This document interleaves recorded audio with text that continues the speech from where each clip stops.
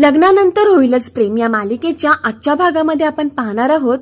पार्थ हा चालू पूजेमधून उठतो आणि मालिनीताईंना साईडला घेऊन सांगतो की आपण ही पूजा का करतोय.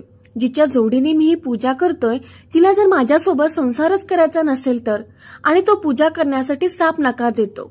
पार्थ त्यांना म्हणतो की मला पूजेचा काहीच प्रॉब्लेम नाहीये, पण ही पूजा आम्ही न करता तुम्ही दोघे जण करा. पण नंतर घरातले सगळेजणच पार्थला समजवतात. नंदिनी पण पार्थला सांगते, हे बघा पार्थ, जे होणार आहे ते होणारच आहे, पण आलेल्या परिस्थितीला आपल्याला सामोरं जावंच लागेल. मग पार्थ पूजा करण्यासाठी तयार होतो आणि मग सत्यनारायणाची पूजा ते गुरुजी पूर्ण करतात.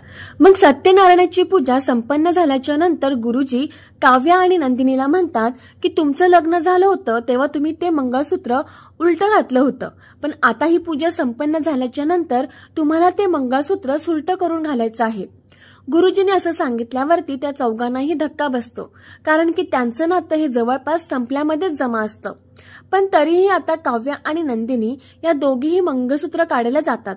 तेव्हा गुरुजी पटकन म्हणतात की हे मंगळसूत्र तुम्हाला तुमच्या लग्नामध्ये तुमच्या नवऱ्याने घातलं होतं, तर आता हे मंगळसूत्र सुलट करताना सुद्धा त्यांनाच ते करावं लागणार. त्यांनाच त्यांच्या हाताने हे मंगळसूत्र सरळ करून तुम्हाला घालावं लागेल.